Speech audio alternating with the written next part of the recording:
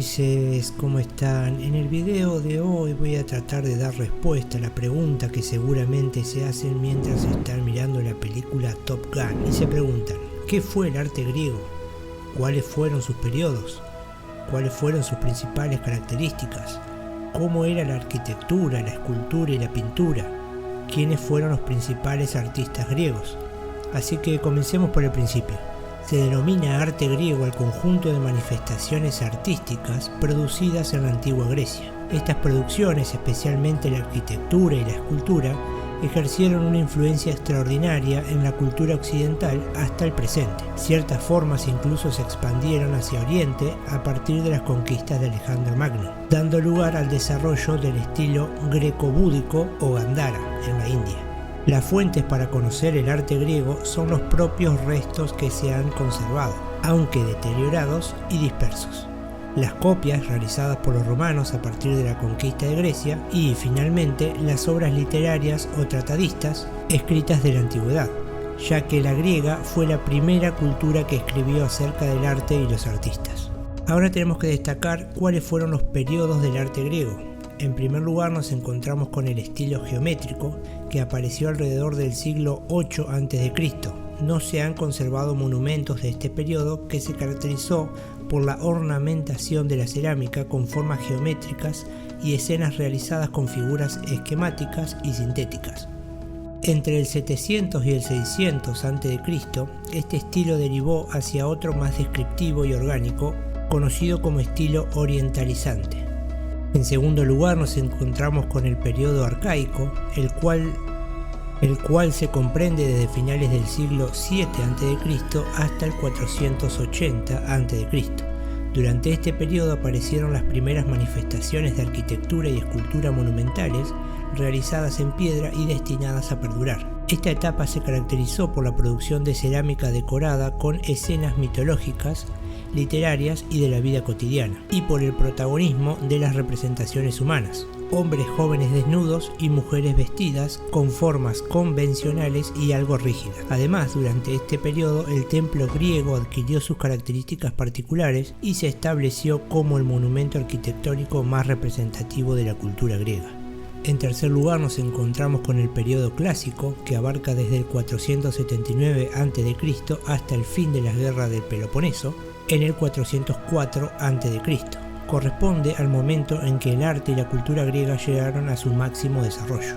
Luego de una etapa de transición conocida como periodo severo, los artistas griegos lograron condensar en sus formas la concepción filosófica de la época. Como consecuencia, produjeron obras equilibradas, armónicas y serenas, que respondían al ideal de belleza griego. En Atenas se construyó la Acrópolis, la cual había sido destruida por las invasiones persas, y se construyó el Partenón, templo dedicado a la diosa Atenea. Y en cuarto lugar y último nos encontramos con el periodo helenístico, el cual se desarrolló entre el siglo IV a.C.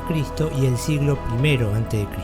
Corresponde al periodo de disolución de las ciudades-estado griegas a partir de la conquista del territorio por Filipo de Macedonia y su incorporación al Imperio Macedónico. A partir de la nueva situación de Grecia, los artistas buscaron representar la individualidad, el carácter personal, lo novedoso y lo extraño. Con la expansión del imperio, las formas griegas se adaptaron a los gustos orientales.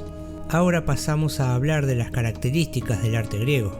En sus inicios recibió influencias de las civilizaciones minoica y micénica, y especialmente de Egipto y la Mesopotamia, pero pronto desarrolló características particulares bien diferenciadas. Se priorizó la representación de la figura humana de acuerdo con un ideal de belleza que respondía a una concepción intelectual y filosófica. Para ello establecieron un canon, es decir, una serie de relaciones entre las partes de la obra que aseguraban el equilibrio y la armonía. Al mismo tiempo que se buscaba la representación de la figura humana, de acuerdo con el canon idealizado de belleza, existía la intención de representar la vida interior de los personajes. Tanto las esculturas como los templos estaban pintados para brindar un aspecto naturalista a las formas humanas y a las narraciones representadas. Y por último destacar que se comenzó a valorar la belleza de las obras de arte más allá de su función conmemorativa de homenaje o recordatoria. Esto favoreció la aparición de coleccionistas, críticos y teóricos de arte. Ahora pasamos a hablar de la arquitectura dentro del arte griego. El templo, como ya mencionamos, fue la construcción característica de la arquitectura griega. Esta debía responder a ciertas reglas establecidas que aseguraban las adecuadas proporciones y la armonía de la obra. Cada parte del templo estaba en relación con las demás partes de acuerdo con un orden determinado. Estos órdenes fueron el dórico, el jónico y el corintio. Este último que en realidad corresponde a una derivación del jónico desarrollada durante el periodo helenístico. También se construyeron teatros de forma semicircular aprovechando las laderas de las montañas para instalar las gradas. Ahora pasemos a hablar de la escultura. Esta categoría incluyó tanto las esculturas exentas como los numerosos relieves narrativos que se desarrollaron en los tímpanos, las metopas y los frisos de los templos. Muchas de las obras escultóricas se realizaban en bronce fundido. La mayoría de estas obras se han perdido, sin embargo sabemos de su existencia por las copias en mármol del periodo romano. Para conseguir el ideal de armonía y equilibrio sin que la escultura perdiera naturalidad, desarrollaron el contrapposto, el cual permite representar el cuerpo humano en un reposo dinámico. Esto consiste en presentar una pierna en tensión y la otra en descanso, mientras los brazos alternan la tensión y el reposo de las piernas. De este modo, se inclina levemente la cadera en un sentido y la línea de los hombros en el sentido contrario. Y por último destacar que la escultura tenía en general una función conmemorativa y de homenaje. Ahora tenemos que hacer hincapié en la pintura dentro del arte griego, del cual no se ha conservado prácticamente nada, pero se sabe de su existencia a través de relatos de la época.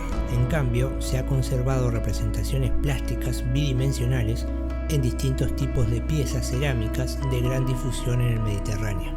Y por último tenemos que destacar quiénes fueron los artistas griegos más representativos.